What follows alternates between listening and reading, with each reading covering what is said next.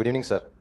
Sir मेरा question ये है कि जैसे पॉप कल्चर में बहुत सारे कपल्स रहे हैं, लैला मजनू, रोमियो जूलियट, इसको रोमांटिसाइज तो बहुत लोग करते हैं, सब लोग करते हैं, लेकिन जब खुद के ऊपर अमल करने की बात आती है तो फैमिली में अगर कोई बात लेके जाता है कि जैसे पेरेंट्स है कि पापा मुझे लव मैरिज करनी है या फिर मम्मी मुझे लव मैरिज करनी है, वहां पे उनका होता है कि जाति अलग है, धर्म अलग है, तो इस डुअलिटी के ऊपर आपके क्या थॉट्स हैं? मेरे थॉट से क्या फर्क पड़ता है? सारी समस्या यही है कि तुम दूसरों के थॉट्स पूछते रहते हो।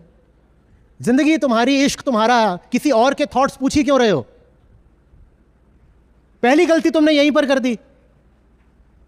घर में चले जाते हो किसी की परमिशन लेने, यहां मैं आया हूं तो मेरे थॉट्स पूछ रहे हो। कुछ मुद्दे ऐसे होते हैं जिसमें ईश्वर आ जाए तो उसकी भी सलाह नहीं ली जाती,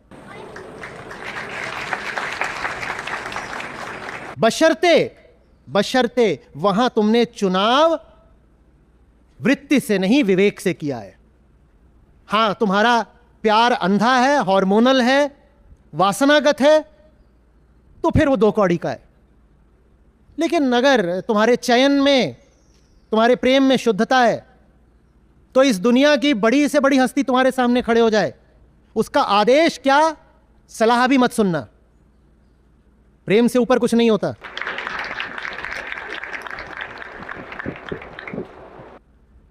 पेरेंट्स ऐसा क्यों करते हैं वो जाने ना, उन्हें अपनी जिंदगी देखने दो। और पॉप कल्चर में उनको रोमांटिसाइज किया गया है। पॉप कल्चर में वो जिस तरीके से तुम्हारे सामने आते हैं उसमें बहुत कुछ है भी नहीं। वहां वो तुम्हारे सामने स्त्री पुरुष, आदमी औरत ही बन के आ जाते हैं। अध्यात्म में उनका अर्थ बहुत अलग और बहुत गहरा होता है। वहां पर जो प्रेमी है वो अहंकार है, और जो बिलवेड है, जिससे प्रेम करा जा रहा है, जो प्रियवर है, वो मुक्ति है, सत्य है, आत्मा है। वहां बात पाने की नहीं होती, वहां मिट जाने की बात होती है। रांझा रांझा करते करते आपे रांझा होई। ये नहीं है कि हीर ने रांझा को पा लिया, बात यह है कि हीर रांझा बन गई। तुम उसको ऐसे देखते हो कि हीर और रांझा माने कपल जा रहा है। वो कपल बाजी की बात नहीं हो रही है। वहां जो बात हो रही है वो सांकेतिक तौर पर बहुत बहुत गहरी है। और सांकेतिक तौर पर वहां पर जब बात राम सीता की भी होती है तो वहां पर दो व्यक्तियों की बात नहीं हो रही है। मानस में कहते हैं सिया राम हम सब जग जानी। वहां पे राम और सीता दो व्यक्ति नहीं है, दो सिद्धांत हैं।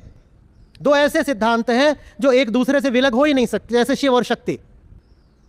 हीर कहती है कि मुझे, अब हीर बोलो ही मत, मेरी कोई अलग सत्ता, कोई पहचान, कोई इंडिविजुअलिटी, कोई वैयक्तिकता रह ही नहीं गई है। मुझे हीर ना आखे कोई। मुझे अगर बोलना भी है तो अब मेरा नाम क्या बोलो। मतलब समझो, ये बात किसी इंसान की नहीं है, ये बात इंसान के भीतर की है। तुम्हारे ही भीतर कोई बैठा है जो प्रेम का प्यासा है, किसी बाहर वाले के नहीं। अपनी ही मुक्ति का प्रेम चाहिए उसको। वहां तक पहुंचने के लिए तुम्हारे सामने ये जोड़ियों के आदर्श लाए गए। तुमने उनको इंसानी देह में तब्दील कर दिया, चलो ठीक है, कोई बात नहीं, पर उनका अर्थ तो समझ लो।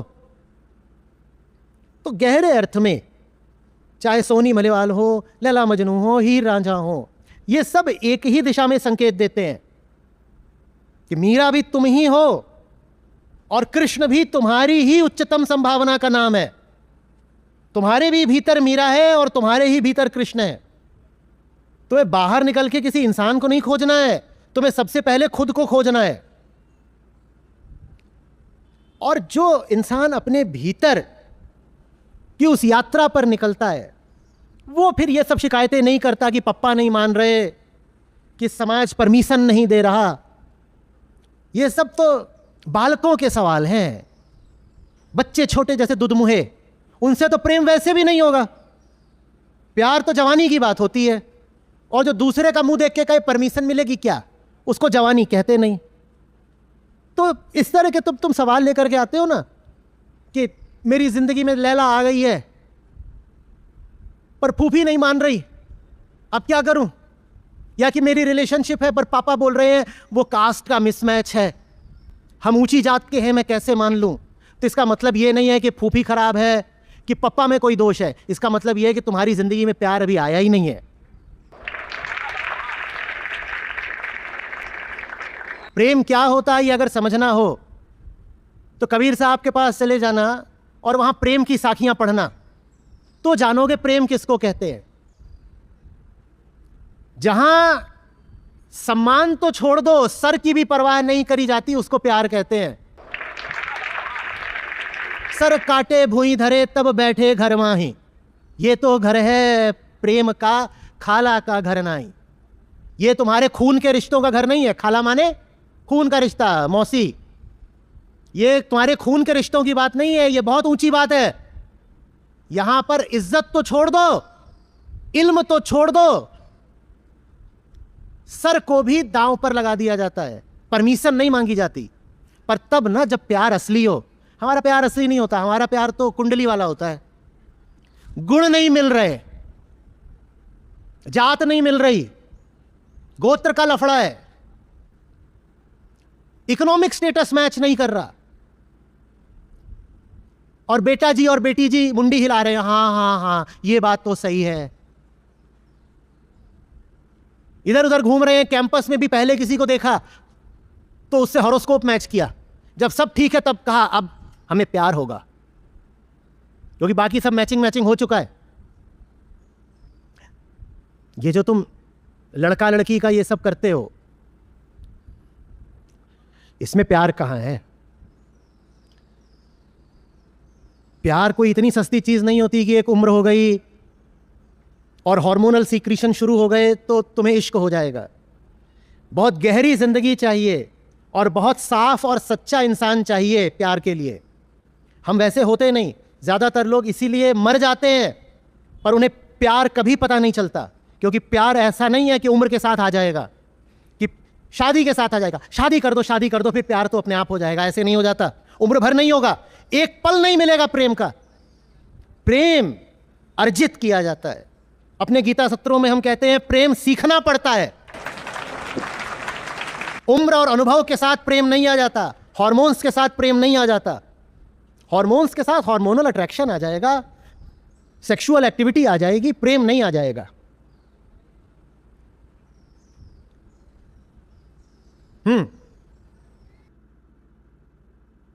प्रणाम आचार्य जी, मेरा नाम शिवांश अरोरा है और sir recently I came to know about 4 burner theory. हर इंसान का जीवन 4 स्तंभों के ऊपर खड़ा रहता है, फैमिली, फ्रेंड्स, हेल्थ और वर्क। और जितने भी सक्सेसफुल लोग हैं उन सभी में से हर किसी ने एक न एक स्तंभों को अपने जीवन से निकाला है। जैसे कई लोगों ने अपनी फैमिली को हटाया है, कई लोगों ने दोस्त नहीं बनाए, कई लोगों ने अपनी हेल्थ पे ध्यान नहीं दिया। जैसे आचार्य जी आप हैं, आपने भी शादी नहीं की, तो आप अभी आज आप जाके इतने सक्सेसफुल है कि आपको सुनने के लिए सैकड़ों लोग बैठे हैं। तो मेरा प्रश्न ये है कि क्या मैं भी ऐसे ही किसी एक स्तंभ को अपने जीवन से निकालूं? मतलब कि अगर मैं शादी ना करूं तो जीवन कहां से ये थ्योरी आई है, किसकी है? ये मैं गूगल में मैं एक आर्टिकल पढ़ रहा था, उसमें लिखा हुआ था देखा जाए जितने भी बड़े लोग हैं उनकी भी वाइफ नहीं है, उन्होंने भी शादी नहीं की है। देखने जाती तुम कुछ भी पढ़ लेते हो। मैं पूछूं तुमने प्लेटो को पढ़ा, तुम कहोगे नहीं पढ़ा। मैं कहूं मार्कस ऑरेलियस को पढ़ा, तुम कहोगे नहीं पढ़ा। मैं आगे बढ़ूं, मैं कहूं स्पिनोजा को पढ़ा, तुम कहोगे नहीं पढ़ा। वोल्टायर को पढ़ा, नहीं पढ़ा। सार्त्र को पढ़ा, नहीं पढ़ा। हाइडेगर को पढ़ा, नहीं पढ़ा। भारत में आऊं, उपनिषदों को पढ़ा, नहीं पढ़ा। गीता को पढ़ा, नहीं पढ़ा। सांख्य सूत्र पढ़े, नहीं पढ़े। क्या पढ़ा? 4 खंभों की थ्योरी। कहां से ले आए ये? क्यों ले आए? क्यों पढ़ रहे हो? जीवन बहुत छोटा सा है, अभी बीत जाएगा, समय सीमित है। ये क्या पढ़ पढ़ के जिंदगी बिता रहे हो? इंस्टा ज्यादा देखते हो? रील्स तुम्हारे शिक्षक हो गए? और बात यह नहीं है कि यह थ्योरी प्रसिद्ध नहीं है, मैं इसलिए इससे इनकार कर रहा हूं। तुम्हारी थ्योरी सुन ली मैंने, मूर्खता की थ्योरी है, इसलिए इससे इनकार कर रहा हूं। और इस थ्योरी के हिसाब से तुम किसी को भी बड़ा आदमी बोल दोगे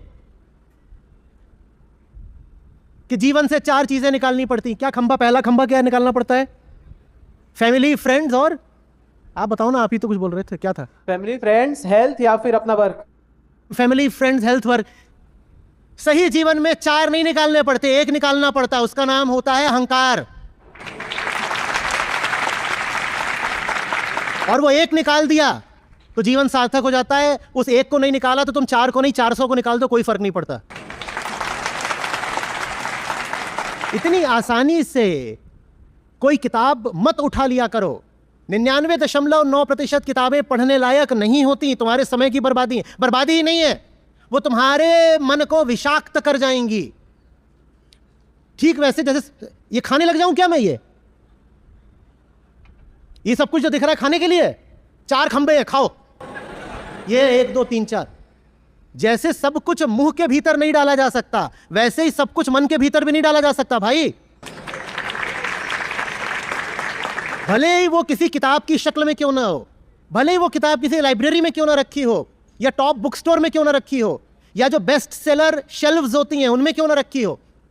99% बेस्ट सेलर्स नॉनसेंस होती हैं। पढ़ करके अपना दिमाग खराब मत कर लेना।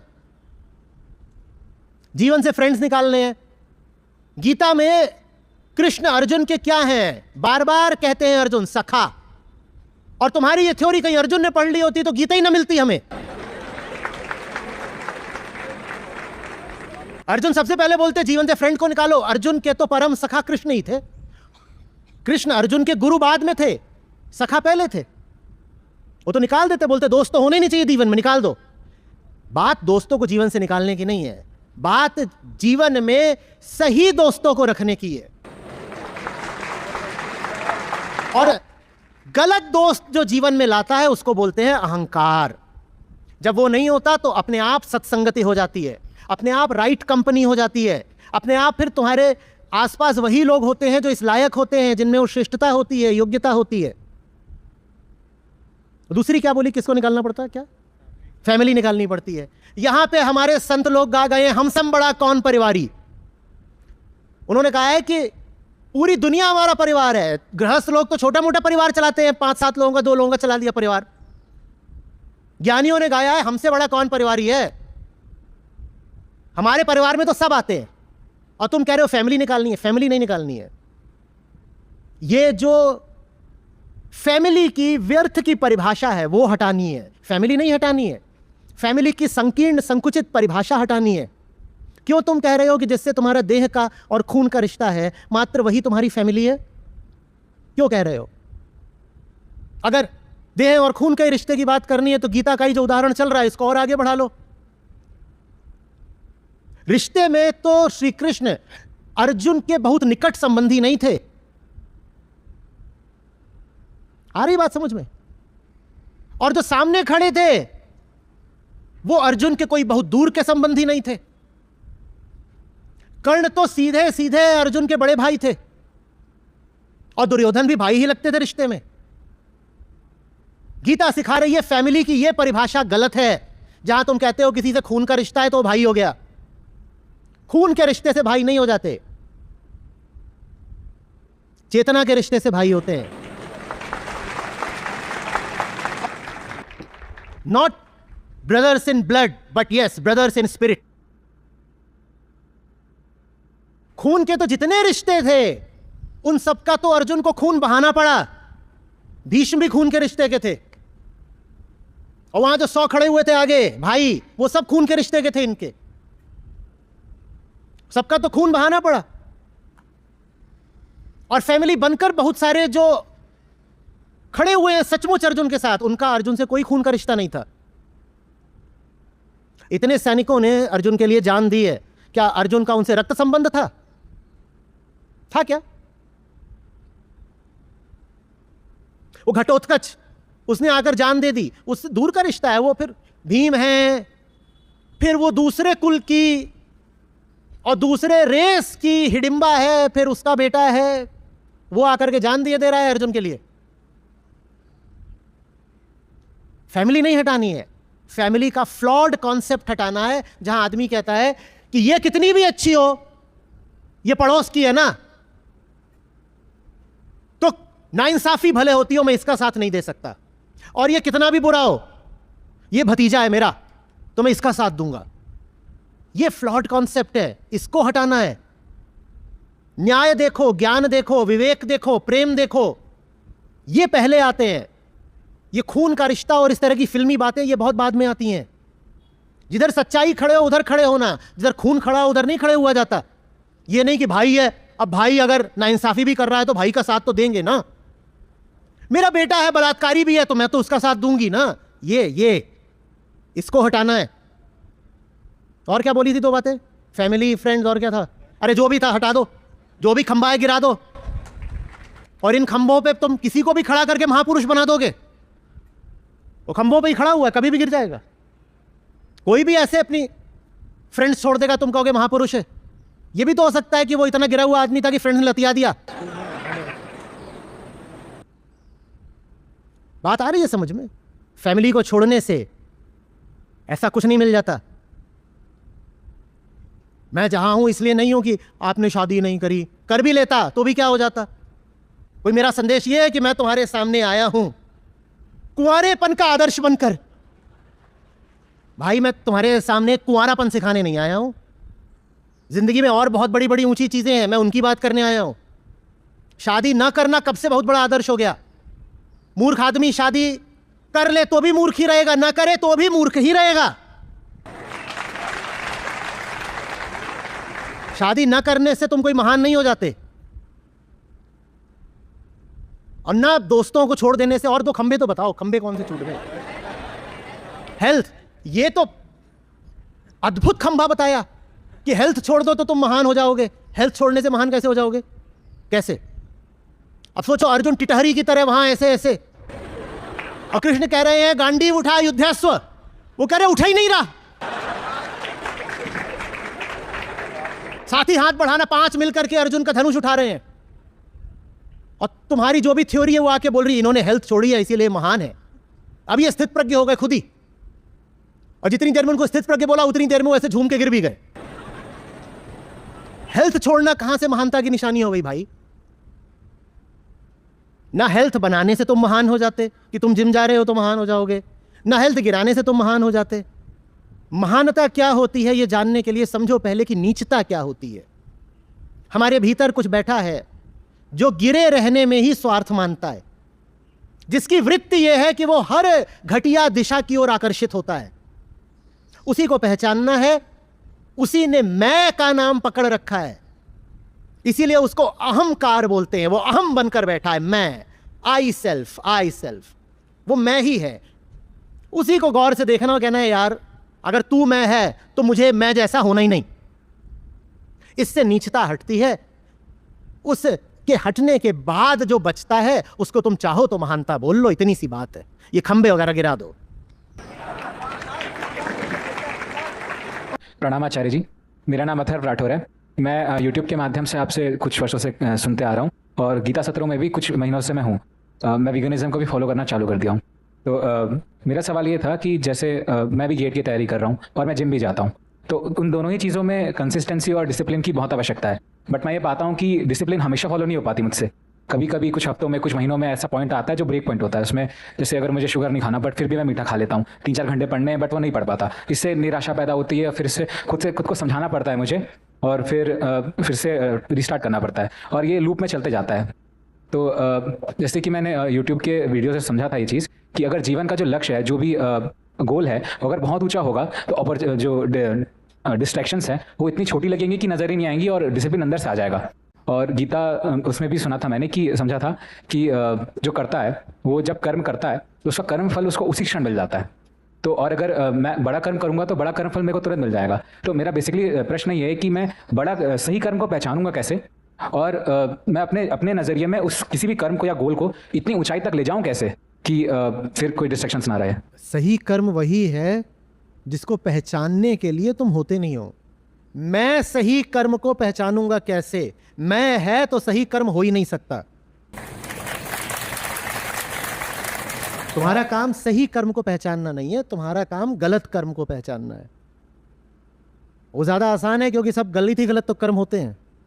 गलत कर्म कैसे पहचाना जाता है? ये देख करके कि ये कर्म किन्हीं प्रभावों से आ रहा है, मेरा नहीं है, मेरा नहीं है। कोई चीज है जो मेरे ऊपर चढ़ बैठी है, वहां से ये कर्म आ रहा है, मेरा नहीं है। गलत केंद्र को हटाया जाता है। गलत केंद्र हटा दिया उसके बाद सही कर्म स्वतः स्फूर्त होता है। सही कर्म आप नहीं करते, वो अपने आप हो जाता है। आप उसके निर्धाता नहीं होते, आप उसे आयोजित नहीं करते, आप कर्ता नहीं होते। कर्ता की अनुपस्थिति में जो कर्म होता है वही सही कर्म है। बात आ रही समझ में? ये मत पूछो सही कर्म क्या है। सही कर्म का कोई ब्लूप्रिंट नहीं होता, सही कर्म का कोई प्रोटोटाइप नहीं होता, सही कर्म की कोई पूर्व निर्धारित छवि नहीं होती। तो सही कर्म के मुद्दे में तुम पढ़ो ही मत, उलझो ही मत इस बात से। आप बस ये देखो कि मैं अभी जो कर रहा हूं कहीं वो तो नकली काम नहीं है। उदाहरण दूं, ये 4 लोग ना हो यहां मंच पर, आप अकेले बैठे हो, आप हो, मैं हूं, और यहां आगे ये सब श्रोता लोग ना हो, तो क्या तब भी वही सवाल पूछोगे जो अभी पूछा? और ये कैमरे ना लगे हो, रिकॉर्डिंग का कोई खतरा ना हो, तो क्या तब भी वही बात करोगे जो अभी करी, और जैसे अभी करी वैसे ही करोगे? और अगर पाओ कि इन लोगों की उपस्थिति से या दर्शकों की उपस्थिति से या कैमरों के होने से तुम्हारा शब्द, सवाल, तुम्हारा वचन माने तुम्हारा कर्म बदल गया है, तो मतलब तुम्हारा सवाल फर्जी था। ऐसे देखा जाता है कि मैं जो कर रहा हूं क्या वो सचमुच मेरा है या उसको किसी ने बाहर से इन्फ्लुएंस कर रखा है। और हमारा तो सब कुछ इन्फ्लुएंस नहीं होता है। मान लो अभी यहां भीड़ में कोई है और उसको नींद आ रही है, वो गिरने को हो रहा है, या कोई है जो बगल वाले को कूनी मार रहा है, खुजली कर रहा है, उससे बात करना चाहता है, जबकि बगल वाला ध्यान से सुनना चाहता है। क्या ये व्यक्ति इसी तरह से सो रहा होता या कूनी मार रहा होता यदि यहां बाकी लोग ना होते, सिर्फ मैं होता और वो होता? एक क्षण के लिए कल्पना करो कि ये पूरा पंडाल खाली हो गया है, मैं बैठा हूं और ये खुजलीबाज है और वो वहां आगे बैठ गया है, क्या ये अभी भी सोकर लुढ़कता? नहीं। तुम्हारी नींद भी कंडीशनड है। तुम सो भी इसीलिए रहे हो क्योंकि तुम्हें भीड़ का संरक्षण प्राप्त है, कुछ भी तुम्हारा अपना नहीं। ऐसे पहचाना जाता है फर्जी कर्म को। मेरा प्यार भी नकली, मेरी नींद भी नकली, मेरा यार भी नकली, मेरा व्यवहार भी नकली, मेरे सवाल भी नकली, मेरे जवाब भी नकली, क्योंकि इनमें से कुछ भी मेरा अपना नहीं है। सब किसी संयोग का है, किसी भीड़ का है। जिस हद तक तुम भीड़ से, समाज से, शरीर से, अपनी ही वृत्तियों से आजाद होते जाते हो, तब जो बचता है वो सही कर्म होता है। पहले से उसके बारे में कोई अनुमान नहीं लगाया जा सकता। तुम्हारा काम आजादी की छवि बनाना नहीं है, तुम्हारा काम है ईमानदारी से अपनी बेड़ियों को पहचानना और जान लगा करके उन्हें काट डालना। बिना अपनी बेड़ियों को पहचाने, बिना झूठे कर्म को पहचाने सही कर्म के बारे में सवाल करना ऐसा ही है